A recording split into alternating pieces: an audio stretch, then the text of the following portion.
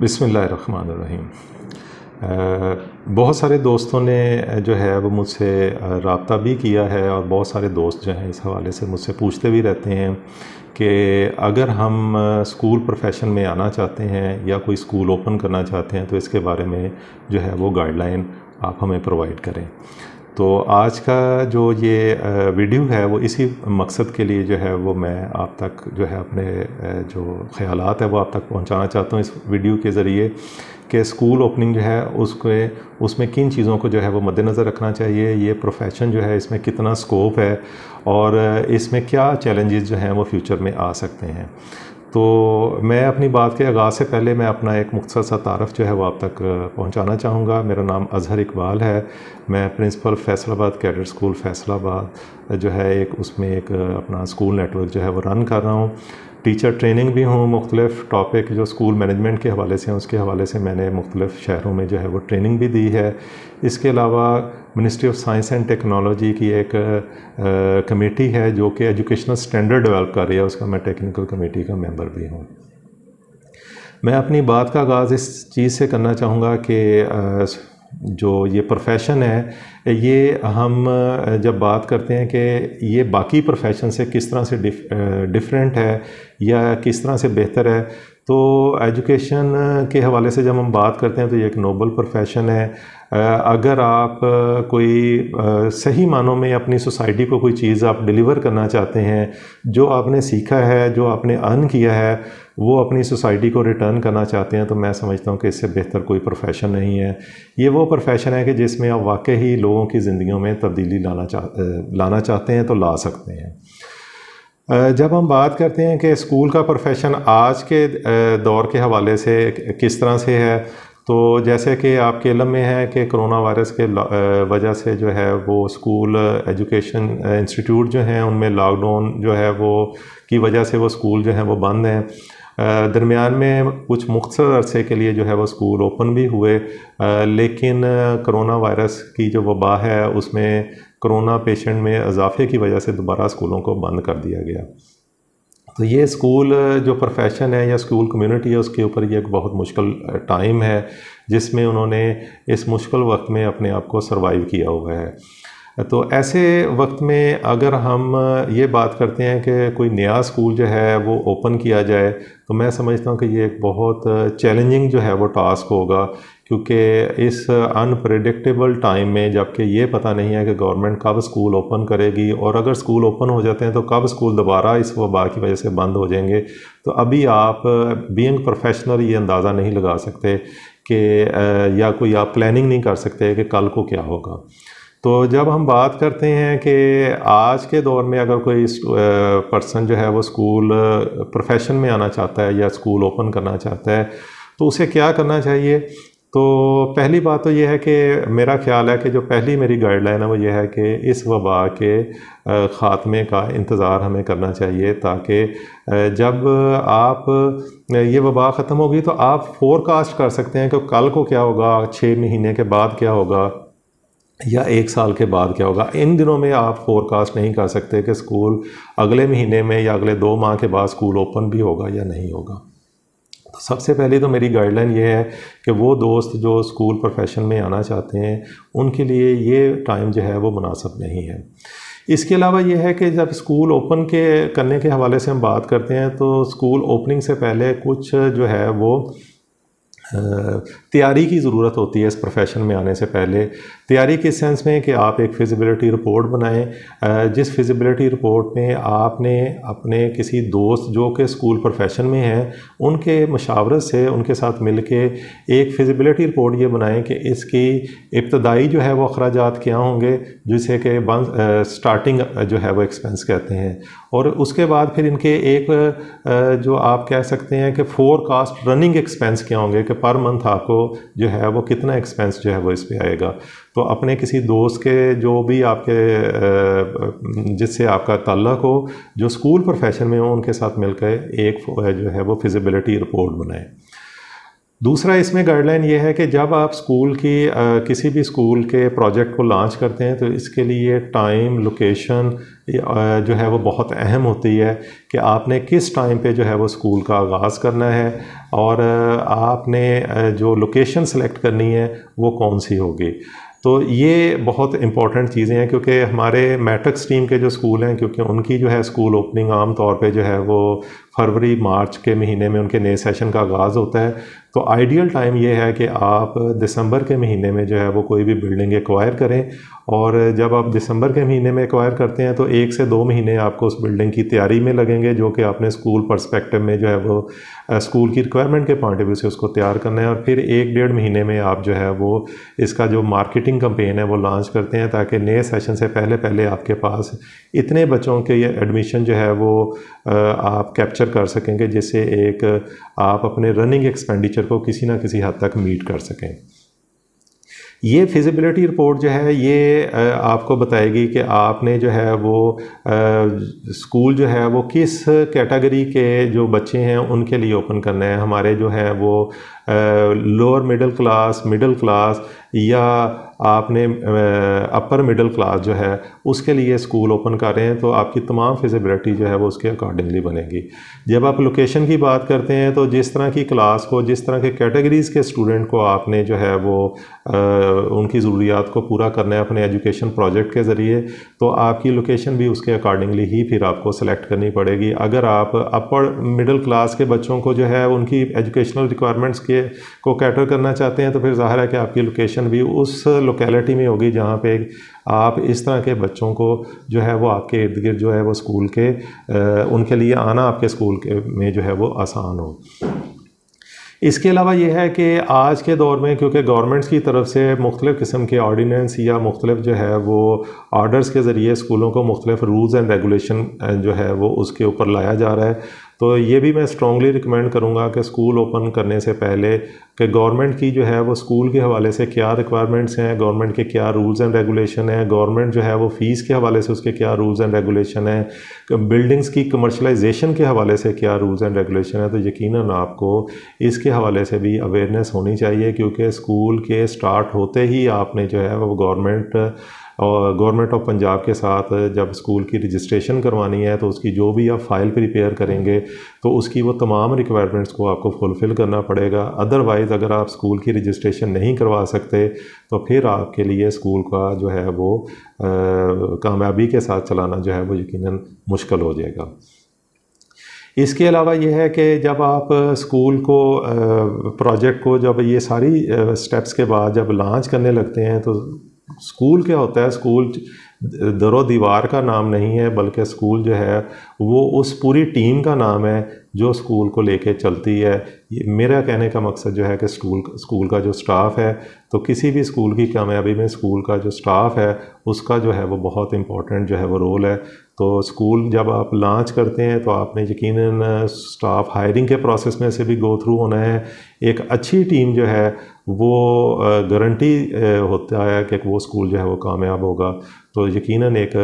आपने इस प्रोसेस में से भी गुजरना है। आपको अवेयरनेस होनी चाहिए कि किस स्किल्स के जो लोग हैं किस काबिलियत के लोग जो हैं वो आपको चाहिए अपने स्कूल को एक कामयाबी के साथ रन करने के लिए। मैं वंस अगेन मशवरा आपको दूंगा कि आप किसी कामयाब स्कूल ओनर के साथ राब्ते में आएँ, उनके साथ मशावरत करें कि आपको किस तरह का स्टाफ चाहिए। अच्छा, जब आप स्टाफ हायर कर लेते हैं तो स्कूल के डे टू डे मैटर जो हैं उनको कैसे आपने लेके चलना है। तो अगर आप एक्सपीरियंस स्टाफ को रन करेंगे तो आपको इनिशियल फेज़ पे बहुत ज़्यादा जो है वो आसानी जो है वो आपको मिलेगी कि आप खुद अगर एजुकेशन से वाबस्ता नहीं है तो आपका एक्सपीरियंस स्टाफ जो है वो आपको बताएगा कि आपने स्कूल के डे टू डे मैटर्स को लेके कैसे चलना है। इसके साथ मैं ये भी आपको एक अल्टरनेट ऑप्शन भी जो है वो बताना चाहूँगा कि आप जब अपने ब्रांड से स्कूल का आगाज़ करते हैं तो एक अल्टरनेट पे हमारे पाकिस्तान में बहुत सारे कामयाब फ्रेंचाइज स्कूल नेटवर्क भी मौजूद हैं। तो अगर आप बहुत ज़्यादा एजुकेशन के बारे में नहीं जानते और आप फ्यूचर में भी समझते हैं कि आप स्कूल को शायद उतना टाइम ना दे सकें जितना कि स्कूल के एक ऑनर को स्कूल को टाइम देना चाहिए, तो इसके लिए एक आसान ऑप्शन जो है वो ये है कि आप जो कामयाब फ्रेंचाइज़ हैं उनमें से आप किसी एक की फ्रेंचाइज़ ले लें। ताकि वो तमाम जो वर्किंग मॉडल है वो आपको बना बनाया जो है वो फ्रेंचाइज जो नेटवर्क होता है वो आपको प्रोवाइड कर देता है। इसके अलावा यह है कि वो और इसके अलावा स्कूल के जो डे टू डे मैटर्स होते हैं उसके हवाले से भी वो आपको वीकली बेसिस पे, डेली बेसिस पे या मंथली बेसिस पे मुकम्मल गाइडलाइन, लेसन प्लानिंग के हवाले से, एग्ज़ामिनेशन सिस्टम के हवाले से, आपने बुक्स कौन सी सिलेक्ट करनी है उसके हवाले से, वो तमाम जो मामलात हैं वो फ्रेंचाइज नेटवर्क आपको जो है वो प्रोवाइड कर देता है, जिससे कि काफ़ी ज़्यादा आसानी आपके लिए हो जाती है कि आप ये सारी चीज़ें जो हैं जब आपको मिल जाती हैं तो आपकी कामयाब स्कूल के कामयाब होने के चांसेस जो हैं वो बढ़ जाते हैं। अच्छा, ये एक दोस्त मुझसे बहुत ज़्यादा क्वेश्चन पूछते हैं कि अगर हम एक स्कूल ओपन करना चाहते हैं तो इसके लिए हमें सरमाया कितना चाहिए होगा, फाइनेंशियली हमें कितना जो है वो हमारे पास कैश अवेलेबल हो कि हमें कामयाबी के साथ, जबकि स्कूल एक प्रॉफिट में आ जाता है, जब स्कूल में इनकम का स्टार्ट हो जाता है तो तब तक हमारे पास कैश की अवेलेबिलिटी क्या होनी चाहिए। तो ये इसमें मैं अपने दोस्तों को गाइड करना चाहूँगा कि ये इसमें फाइनेंशियल एस्पेक्ट जो है बेसिकली आपका जो है वो लिंक करता है कि आप स्कूल किस कैटेगरी के जो है वो किस क्लास के बच्चों के लिए जो है वो आप स्टार्ट कर रहे हैं। आप लोअर मिडिल क्लास के लिए कर रहे हैं आप मिडिल क्लास के बच्चों के लिए कर रहे हैं या आप अपर मिडिल क्लास के बच्चों के लिए कर रहे हैं। फिर इसके साथ ये चीज़ भी आ जाती है कि आप स्कूल जो है वो प्राइमरी स्कूल का आगाज़ कर रहे हैं, आप मिडिल स्कूल का आगाज़ कर रहे हैं या आप हाई स्कूल का आगाज़ कर रहे हैं। अच्छा, जब हम बात ये करते हैं कि फ़ाइनेंशियल एस्पेक्ट से हमारे पास कैश की अवेलेबिलिटी क्या होना चाहिए, तो इसमें दो तरह के कैश की रिक्वायरमेंट जो है वो कोई भी अगर स्कूल का प्रोजेक्ट करता है तो उसको वो चाहिए होती है। सबसे पहले वो कैश चाहिए होता है कि जो किसी भी स्कूल के स्टार्ट करने के लिए होता है, जिसमें आपने कोई अगर किराए पे बिल्डिंग लेनी है तो उसका आप यकीनन सिक्योरिटी आप पे करेंगे। सेशन के आगाज़ से जितने महीने पहले आप स्कूल लेंगे उसका किराया आप पे करेंगे। इनिशियल फेज़ पे जो आप उसके ऊपर रिपेयर मेंटेनेंस करेंगे, स्कूल की बिल्डिंग में जो चेंजेस लेके आएंगे, आप स्टूडेंट का फर्नीचर, अपना जो स्टाफ है उसके लिए जो फर्नीचर लेंगे उसके लिए वो कैश चाहिए होगा। एडवर्टाइजमेंट कंपेन के लिए आपको कैश चाहिए होगा। ये वो स्टार्टिंग कैश होता है जो कि किसी भी स्कूल ओपनिंग के लिए चाहिए होता है।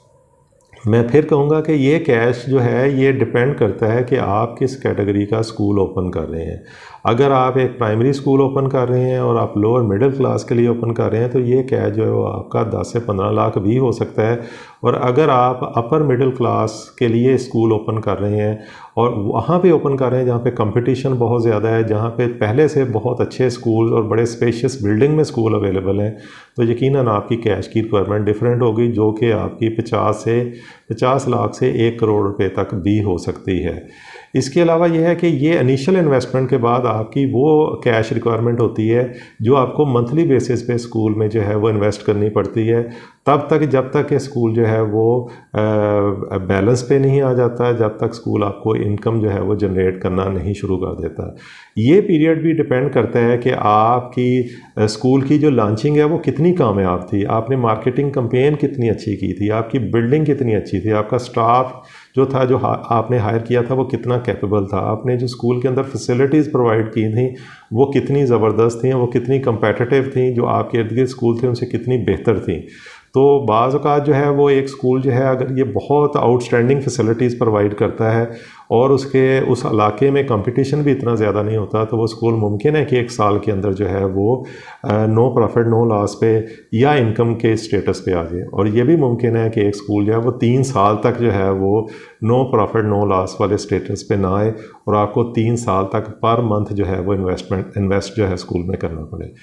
फिर के वो पर मंथ कितना इन्वेस्ट होगा ये भी डिपेंड करता है कि आपका स्कूल किस कैटेगरी का स्कूल है। बाज़ औक़ात पर मंथ जो है वो आपका लॉस जो है वो 1 से 2 लाख रुपया भी हो सकता है। और अगर वो स्कूल जो है वो आपने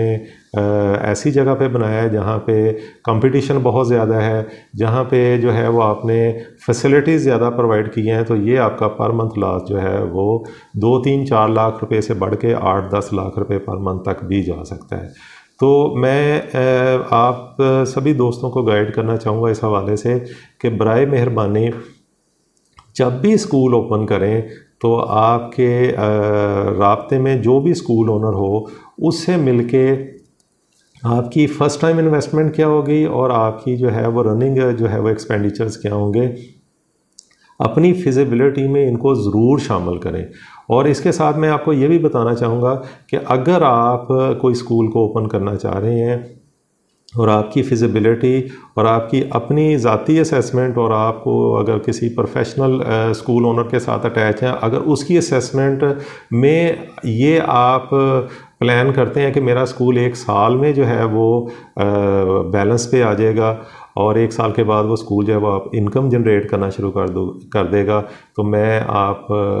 गुजारिश करूँगा आप दोस्तों से कि बराए मेहरबानी अगर आपका एस्टीमेट हो कि भाई 1 साल के बाद स्कूल बैलेंस पे आ जाएगा, तो मैं रिक्वेस्ट करूँगा कि आप 2 साल के जो है वो पीरियड को इस फिजिबिलिटी में शामिल करें, ताकि अगर खुदा ना खास्ता किसी एबनॉर्मेलिटी की वजह से वो आपका 1 साल जो है उसमें आपका स्कूल बैलेंस में नहीं आता, तो आप हेल्पलेस नहीं होते, आप कैश अरेंज करके जो है अपने प्रोजेक्ट का आगाज़ करते हैं। तो आप उस पीरियड को डबल अपने पास रखें। अगर तो वो बैलेंस में आ जाता है और इनकम जनरेट कर देता है, तो ये तो अल्लाह ताला का बड़े ही जो है वो करम फजल है कि अल्लाह ताला ने आपके इस प्रोजेक्ट को कामयाब कर दिया। लेकिन अगर किसी एबनॉर्मलिटी की वजह से वो ऐसा फिजिबिलिटी में नहीं, वो एजुकेशन इंस्टीट्यूट जो है वो बैलेंस में नहीं आता, तब भी आपके पास कैश की अवेलेबिलिटी होगी और आप नेक्स्ट 1 ईयर तक भी इस चीज़ को जो है वो बर्दाश्त कर सकते हैं इस लॉस को। तो स्कूल स्टार्ट करना जो है, लोग ये समझते हैं कि बड़ा इजी है, शायद चलाने के बाद इसके ऊपर जो है वो मेहनत की ज़रूरत पड़ती है। तो मैं ये कहना चाहूँगा अपने दोस्तों से कि स्कूल चलाने से पहले पेपर वर्क की बहुत ज़रूरत होती है, ताकि कोई ऐसा आप स्टेप ना लें कि जो बाद में आपको सरप्राइज़ हो कि ये चीज़ तो मैंने पहले नहीं सोची थी और अब मुझे ये फेस करनी पड़ रही है। तो आप किसी एक पर्सन से मशवरा ना करें जो स्कूल को चला रहा हो, बल्कि मैं ये चाहूँगा कि आप 1 से ज़ायद दोस्तों से मशवरा करें और इसमें इतना ज़्यादा अपने प्रोजेक्ट में ना पैशनेट ना हो जाएं कि आपको अगर अपनी ख्वाहिश और अपनी सोच से मुखालफ में भी अगर राय आ रही है, जिसमें दोस्त आपको उसकी रियल पिक्चर शो कर रहे हैं, तो हम बाज़ का अपने प्रोजेक्ट में इतना पैशनेट हो जाते हैं कि हम मुखालफ राय को जो है वो वेटेज नहीं देते और मुखालफ राय को जो है वो हम एक्सेप्ट भी नहीं करते। तो स्कूल का अगर आप प्रोजेक्ट करना चाहते हैं या कारोबार में कोई भी अगर आप नया कारोबार करना चाहते हैं और आपकी ख्वाहिश है कि मैं इस फील्ड में आना चाहता हूँ, तो उस फील्ड के जो एक्सपीरियंस्ड लोग हैं उनके मशवरे को जो है वो वेटेज दें। अगर वो आपको इसके कोई डार्क साइड को दिखाते हैं, अगर वो इसके कोई ऐसे पहलू को आपके सामने लेके आते हैं कि जो कि डिफ़िकल्टीज़ हैं उस प्रोफेशंस की, तो आप उसको पॉजिटिवली जो है वो एक्सेप्ट करें और वो ये चीज़ जहन में रखें कि ये डिफ़िकल्टीज़ का सामना आपको भी करना पड़ेगा। तो ज़हनी तौर पे अगर आप इन चीज़ों को पहले से सोचा होगा, तो यकीनन जब आप फेस करेंगे तो आप ज़्यादा बेहतर तरीके से आप उनको फेस कर सकते हैं, उनके लिए आप बेटर प्लानिंग कर सकते हैं। तो मैं ये ज़रूर आपको मशवरा दूंगा कि आप जब भी इस प्रोफेशन में आएँ, अपने जो एक्सपीरियंस्ड लोग हैं, जो आपके हमदर्द हैं, जो आपके दोस्त हैं, उनसे मशवरा करें और उनके मशवरों को पॉजिटिवली लें।